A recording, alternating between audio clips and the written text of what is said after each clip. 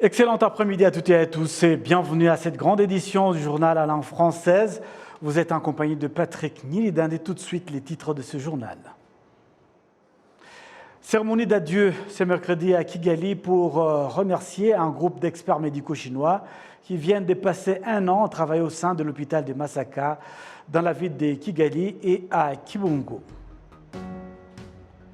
La population rwandaise s'est réjouie du fait que l'année 2022 se termine avec moins de cas de Covid-19 et d'une part, le taux d'infection a été considérablement réduit et d'autre part, le taux complètement de vaccination est plus de 98%.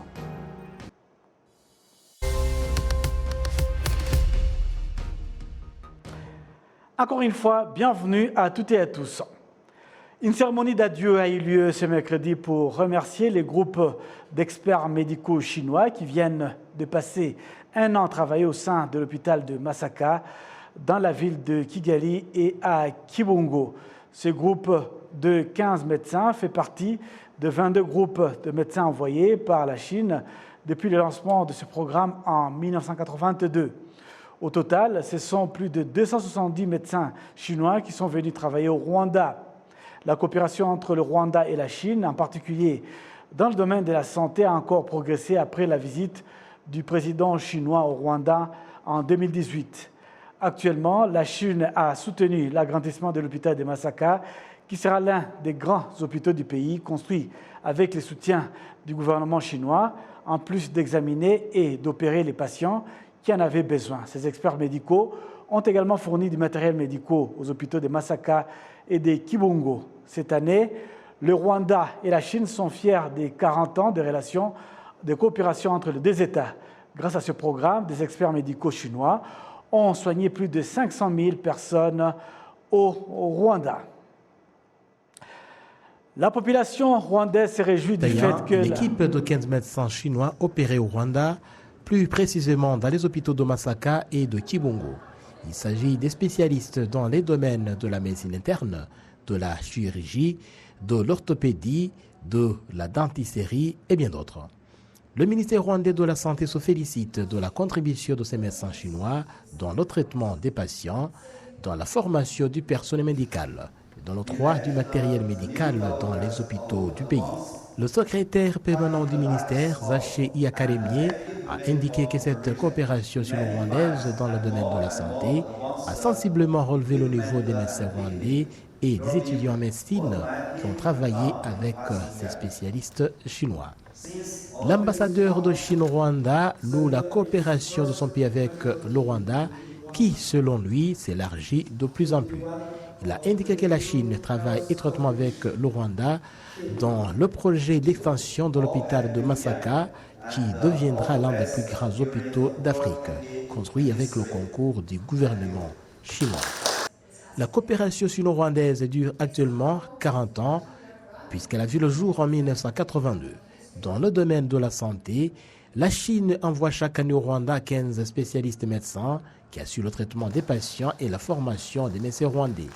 La 22e édition de ces médecins, qui a clos son travail au Rwanda ce mercredi, sera remplacée par 15 autres médecins chinois.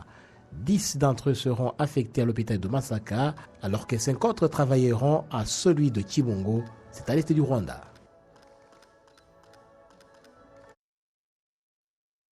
Dans le domaine médical, la population rwandaise s'est réjouie du fait que l'année 2022 se termine avec moins de cas de Covid-19, où d'une part le taux d'infection a été réduit considérablement, d'autre part le taux complète de vaccination est de plus de 98%. Les détails avec Ndikou Massabo Amandine.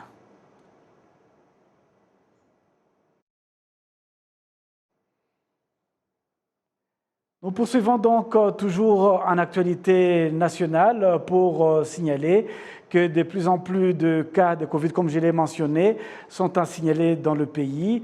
Plusieurs personnes travaillant à partir de chez eux au mois de juillet 2021, le taux d'infection de Covid-19 était trop élevé et il pouvait y avoir par jour plus de 1500 cas d'infection enregistrés et 15 vies humaines perdues. C'est un autre variant de Covid-19, Omicron, qui a été signalé vers la fin de l'année dernière. Certaines personnes disent qu'ils sont très dérangés par les gens qui fument en public car c'est nocif à la santé. La police nationale demande aux fumeurs de ne pas fumer en public car le tabagisme est non seulement néfaste pour le fumeur, mais également pour d'autres personnes à ses côtés. Les détails avec Assim Issouf.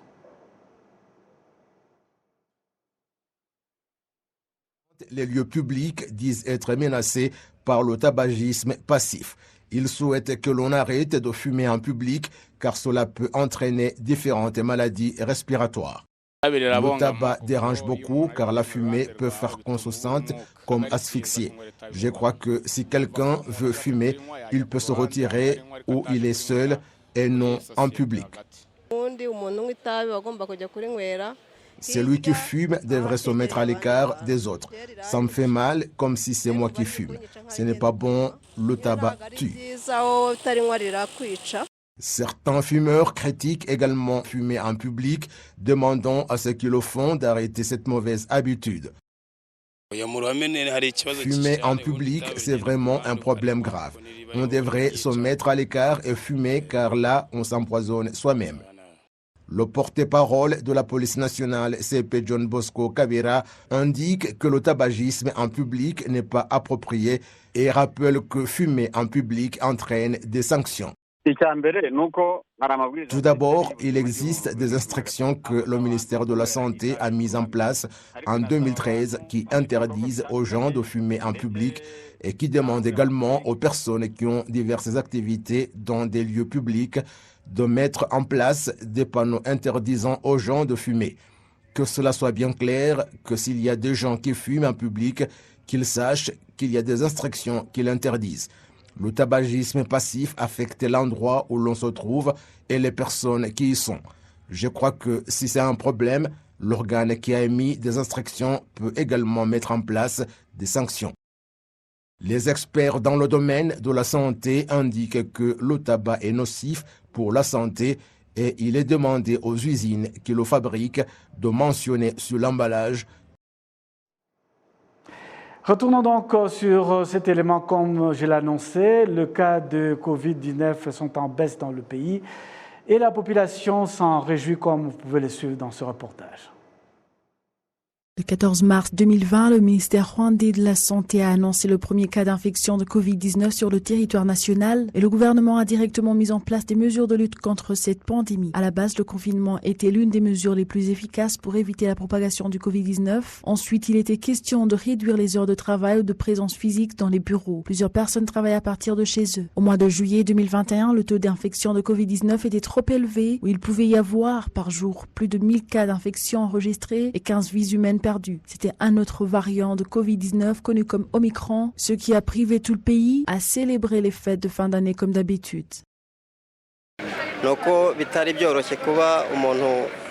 C'était pratiquement difficile de se rendre d'un endroit à un autre à cause de l'ampleur qu'avait pris la pandémie. Mais cette année, c'est bon, on peut rendre visite à nos familles et amis.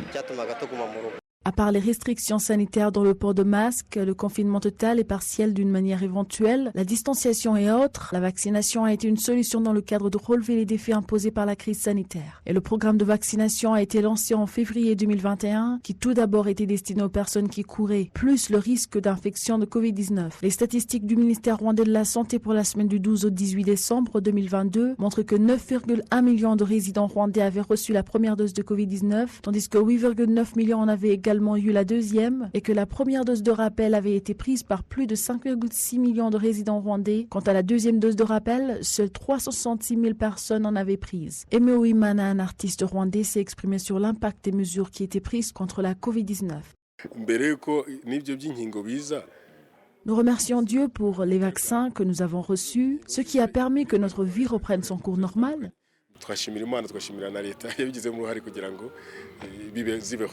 Parmi les personnes qui ont été infectées par le Covid-19, la majorité étaient des femmes, mais le taux de mortalité avait beaucoup touché les hommes.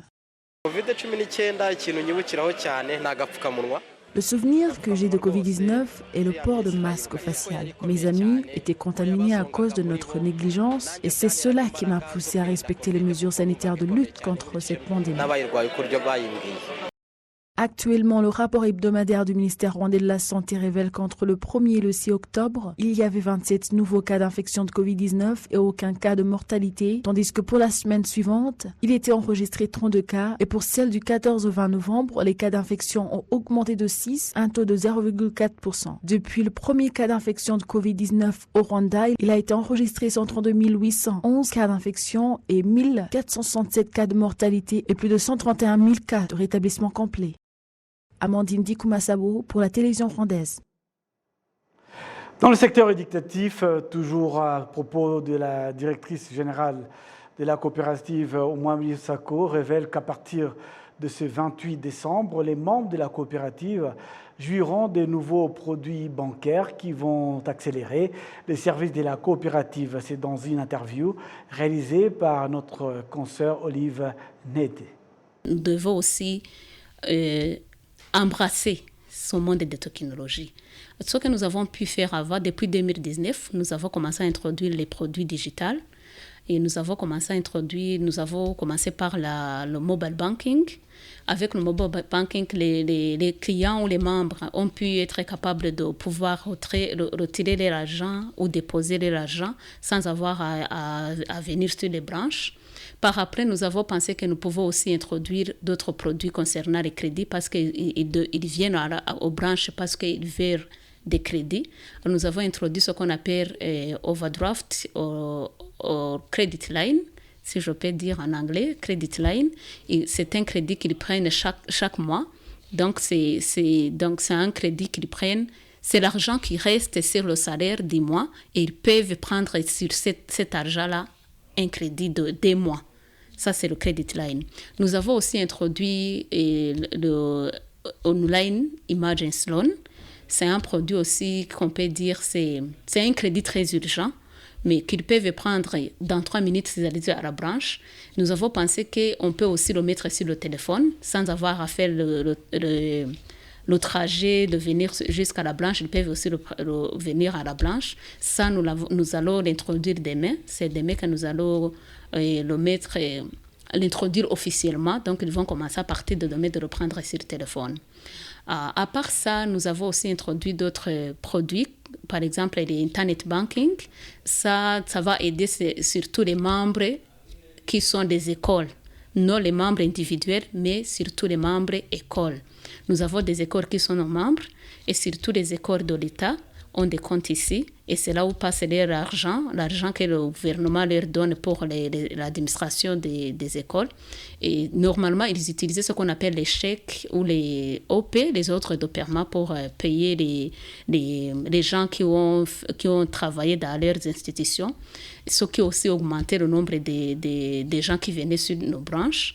Et maintenant, comme nous avons introduit l'Internet Banking, ils vont le faire eux-mêmes à partir de leur système dans l'école et ça va diminuer aussi les longues lignes sur les branches.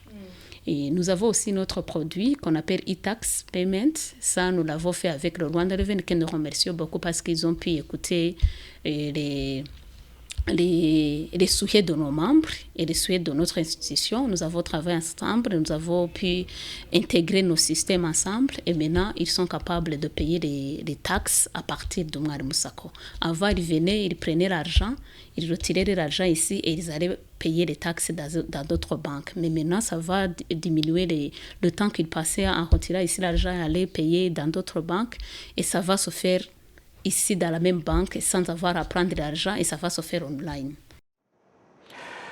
Rendons-nous à présent à l'est de la République démocratique du Congo. Des observateurs avisés de la situation qui prévaut en RDC estiment que la communauté internationale devrait exercer une pression sur le gouvernement de Kinshasa pour qu'il mette en exécution les accords de paix qu'il a signés et qu'il cesse particulièrement toute collaboration avec des groupes armés, notamment le groupe terroriste de FDLR qui poursuit l'enrôlement de nouveaux combattants dans ses rangs. Les détails avec Assimi Souf.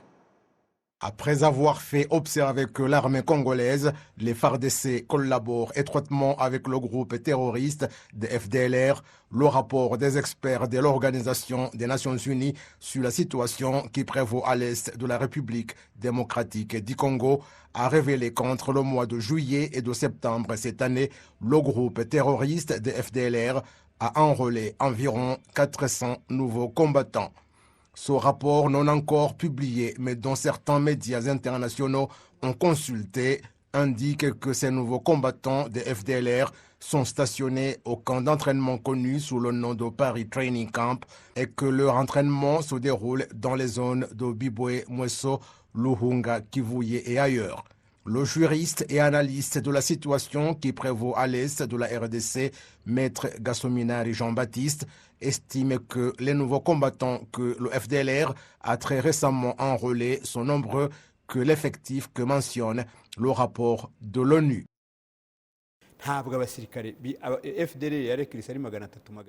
Les FDLR n'ont pas recruté seulement 300 à 400 nouveaux combattants. Le chiffre est probablement supérieur à 5000 car ce sont ceux qui combattent le M23. L'armée congolaise leur donne des armes et des entraînements ainsi que des informations, mais ce sont eux qui combattent. Ils recrutent des gens chaque jour et on leur fournit des installations d'entraînement ainsi que des armes. Je ne sais même pas à quoi penser la personne qui a dit 300 à 400 soldats ou comment ils sont arrivés à ces chiffres parce qu'ils n'ont jamais cessé de recruter des nouveaux combattants et n'ont même pas arrêté les entraînements, que ce soit pour les anciens ou les nouveaux combattants, pour accroître leurs connaissances. Et cela s'est produit au grand jour. Cette situation intervient au moment où le Rwanda ne cesse de faire observer que les FDLR entravent sa sécurité et celle de la sous-région en général et invite le gouvernement de la RDC et sa force armée, les FARDC, d'arrêter sa collaboration avec ce groupe. Cependant, le gouvernement de Kinshasa continue à faire la sourde oreille et certaines informations indiquent que ce pays a déjà introduit des mercenaires dans cette guerre pour l'aider à combattre le M23. Maître Mukama Ngoga Olivier est un observateur avisé de la situation qui prévaut dans ce pays. Il estime que cela délivre un message important aux pays de la région et à la communauté internationale. Le fait est qu'un seul côté, qui est le M23, a montré une volonté de se retirer du territoire occupé, mais il n'y a aucun plan visible ou quoi que ce soit d'autre de la part du Congo sur la route pour la recherche de la paix. Quant à la question que des mercenaires et d'autres peuvent être impliqués, eh bien, comme je l'ai dit, il est rare que le Congo respecte les accords qu'il signe avec les autres. C'est donc le moment pour les pays de la région de réévaluer le comportement du Congo et de la communauté internationale afin que des vraies décisions puissent être prises et mettre en place des moyens pour le rétablissement de la paix durable à l'est de la RDC. L'expert de la région des Grands Lacs, Andrew Wallis, indique à ce propos que c'est honteux et malheureux que certains pays continuent d'ignorer la vérité sur ce qui se passe à l'est de la République démocratique du Congo, mais tombent davantage dans le traquenard de la RDC consistant à pointer du doigt le Rwanda au lieu de s'attaquer à la vraie racine du problème. Yeah, it's very, very disappointing and it's actors in the West especially. C'est très décevant, c'est le rôle de différentes personnes, surtout celles de l'Occident qui haïssent le Rwanda. Ce n'est même pas le problème du M23, mais plutôt celui de la politique des pays. C'est ce que je disais de la ligne qu'ils se sont fixés, car je lisais le rapport publié en 2008, à l'époque de Laurent Nkunda, et cela fait 14 ans. Ce rapport a été publié par une société des États-Unis qui disait que s'il n'y a pas de pression diplomatique sur le gouvernement du Congo et qu'il n'y ait pas de parti prise de la part des forces onusiennes, cette région peut tomber dans le malheur d'entrer dans une guerre généralisée. Moi, personnellement, je considère ce problème depuis ses racines, mais ce qui me préoccupe, c'est que des organisations internationales et différentes personnes se précipitent dans l'ancienne rhétorique que nous avons connue au cours des 10 dernières années, où l'on voit qu'on pointe du doigt le Rwanda comme étant le responsable du problème. J'ai vu cela dans une émission à Al Jazeera, pourtant un média médias professionnels, mais pendant les 20 minutes de l'émission, on n'a jamais parlé du rôle du Congo, alors que ce qui se passe se déroule sur son territoire et qu'il est impliqué. Ce problème est de prime abord pour le Congo. Le journaliste français Jean-François Dupaquier abonde dans le même sens, estimant que l'on ne devrait pas faire endosser au Rwanda la responsabilité des problèmes qui concernent les Congolais eux-mêmes. Le véritable problème, c'est la prévalence de cette idéologie de la haine anti-Tutsi qui s'est développée ces derniers mois à la faveur des réseaux sociaux et puis de manipulation de l'opinion publique à des fins politiciennes. Il faut absolument qu'on combatte cette idéologie, qu'elle soit interdite, qu'elle soit sanctionnée, sans quoi on n'aboutira à rien, car la vérité, c'est que la paix se construit sur des relations d'amitié, de tolérance, de cohabitation durable, et non pas sur la désignation d'un groupe victimisé ou d'un groupe qui fait figure de bouc émissaire.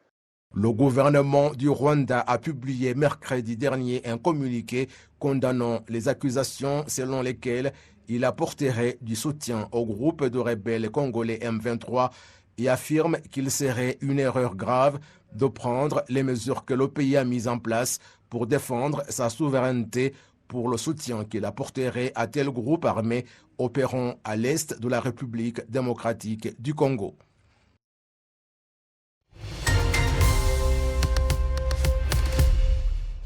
C'est donc avec ce rappel des titres que nous allons boucler complètement cette grande édition du journal à la langue française. Au nom de toute l'équipe qui m'a accompagné, je vous souhaite de passer un excellent après-midi en notre compagnie.